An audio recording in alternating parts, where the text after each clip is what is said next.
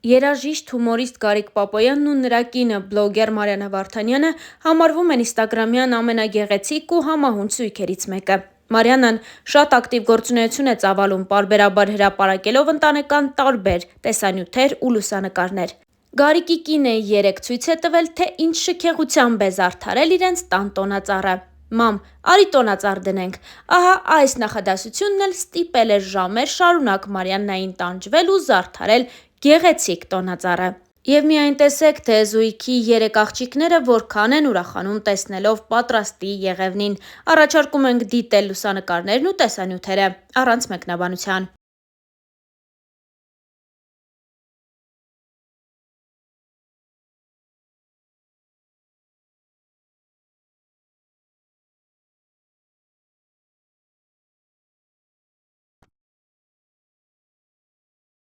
Հումորիստ երաժիշտ Գարիկ Պապոյանը այս տարիների ընթացքում երբեք չի կորցրել իր աշխատելու ռիթմը և որ ոլորտում էլ որ Գարիկն աշխատում է, հաջողության է հասնում։ Գարիկն ու նրա կինը Մարիաննան արդեն 11 տարի է ինչ ամուսնացած են, սակայն ձեզանից քչերը գիտեն զույգի սիրո պատմությունը բոլոր մանրամասներով։ Star News-ը անդրադառնում է Գարիկի ու Մարիաննայի սիրո պատմությանը, ընտանիքի անցած ճանապարհին և նաև բարդ փուլերին։ Գարիկն ու Մարիաննան առաջին անգամ հանդիպել են X Factor նախագծի ժամանակ, որտեղ Գարիկը ժյուրիի անդամ էր, իսկ Մարիաննան մասնակիցների շարքում էր։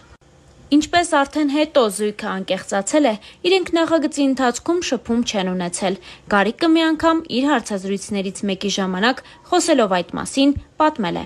Առաջին տպավորությունը Մարիաննայի տարբերվում էր մնացած բոլոր մասնակիցներից, ու տպավորությունս այն էր, որ ես իրեն ճանաչում էի։ Ու երբ նա երգում էր, ամբողջ ընթացքում ուզում էի հիշել, թե որտեղից եմ ճանաչում նրան։ Բոլորին հարցրել եմ ու ասել, որ ծանոթ դեմք ունի այս աղջիկը։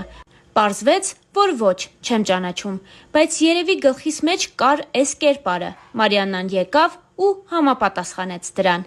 Անկեղծացել էր Գարիկ Պապոյանը։ Մարիաննան ևս պատմել է իրենց առաջին հանդիպման և զգացողությունների մասին։ Նա ասել է հետևյալը. Պրոյեկտի շրջանակներում մենք ընդհանրապես շփում չենք ունեցել։ Ձևաչափն էլ այնպիսին էր, որ մասնակիցները պրոդյուսերների հետ պետք է չընկերանային և մտերիմ չլինեին։ Մեր շփումը սկսվել է նախագծից 1-2 ամիս հետո։ Համացանցում սկսեցինք խոսել, երգերով փոխանակվել ու այդպես հասկացանք, որ այլ հետաքրքրություններ ևս ունենք։ Մեր շփման սկզբնական փուլի, ընկերության, հետո արդեն նշանվելու ընթացքը շատ սահուն է եղել, նշել էր Մարիաննան։ Հավելենք նաև, որ այս տարիների ընթացքում Գարիկն ու Մարիաննան ընտանեկան հրապարակումներ շատ չեն անում իրենց սոցիալական էջերում և անձնական կյանքի մասին էլ շատ չեն խոսում։ Զույգը 3 երեխա ունի, 3 հրաշք աղջիկներ՝ Ամելին, Ադանեն և փոքրիկ Ագաթան։ Երրորդ դստեր ծնունդից հետո հումորիստը խոսել էր որդի ունենալու ցանկության մասին։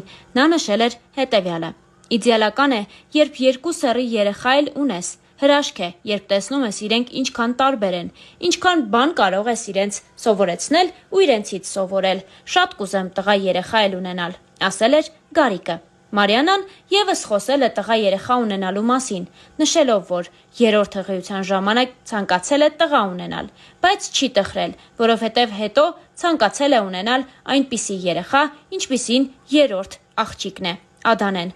Սեռային տարբերության ցանկություն կար, բայց այս փուլում դեռ չեմ ուզում էլի երեխա ունենալ, ասել էր Մարիաննան։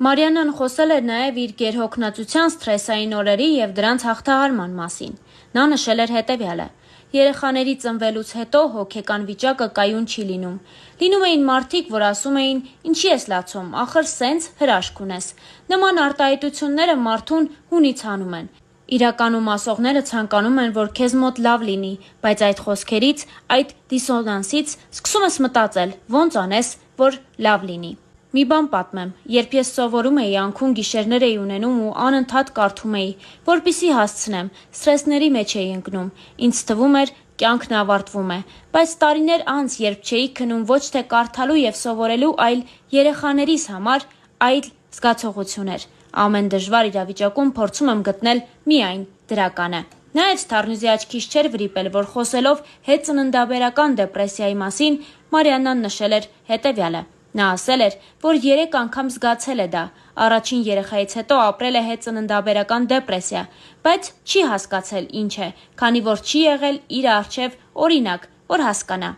Մարիանայի խոսքով դու չես ընտրում հետծննդաբերական ստրեսը, դա կենսաբանական վիճակ է և դու պետք է դա ընդունես։ Ինձ թվում էր, որ պետք է ինձ հավաքեմ, բայց պիտի թողնես, որ այդ զգացողություններն էլ քո մեջ լինեն, ապրես ու անցնի։ Այդ դժվար շրջանի ու բարդ փուլերի մասին այսպես էր արտահայտվել հումորիստ, երաժիշտ Գարիկ Պապոյանի կինը Մարիաննան։ Բարև ձեզ, մենք հիմա գտնվում ենք Կրիայի մեջ։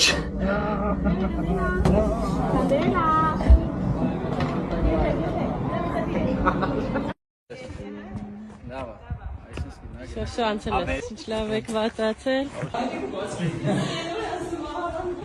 Բա ֆալաֆելը ոնց ես ուտել ասեմ։ Կաստեղ falafel doors, falafel-ը մտնում է, այսինքն երբ է գալիս։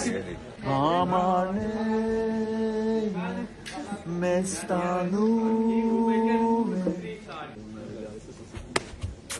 Սա ինչ ես առավոտնից ասում ես ի վերջի կլիպն որ անում Որտե վերջինն է էսի։ Ախպեր ինչ չեն կարել ախպեր քո համար որ պետք է անենք ներված ես։ Հասկացանք մի կոպեկ փող չենք տվել, հասկացանք անիմաց չլում ենք, հասկացանք 7 անգամ մոնտաժ անել ենք տալի, հասկացանք վերջում դժգոհ ենք մնում։ Դու ես դժգոհ։ Մասին ասեք շնորհակալություն, ասեք շնորհակալություն։ Գիտեք նոր ինչ գտա տանը։ Սոնա Ռուբենյանի վերջի զանգի դիսկ։ Գնում ենք մյուզի համերգին, իսկ ստադիոնը, որը գնում ենք, գտնվում է այս Վիեննա քաղաքից ժամ 20 րոպե հեռավորության վրա։ Առաջինը նստում ենք մետրո եւ Շվեդեն Պլացից ուղևորվում ենք Սյուդիրլորլեր։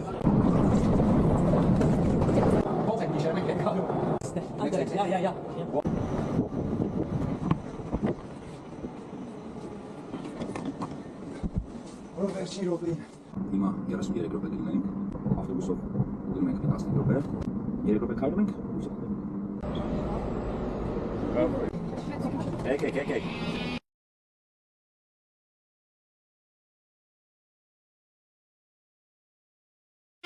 Ահա, մնաց 5 ժամ ստեղ նստենք սպասենք։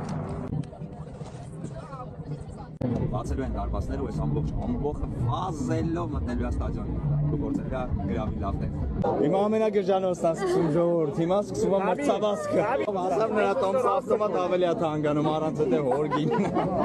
Կյանք չընկնես։ Ախպորն ես։ Հեյ, մի հրեք։ Կյանք մեզ փորձում է կյանքը բաժանել։ Ու մի քիչ էս լիքոտ կյանքը կողքից։ Վազի։ Ինձ աղես կողքից տղուն խփի։ Օրը դեմրեք հետ։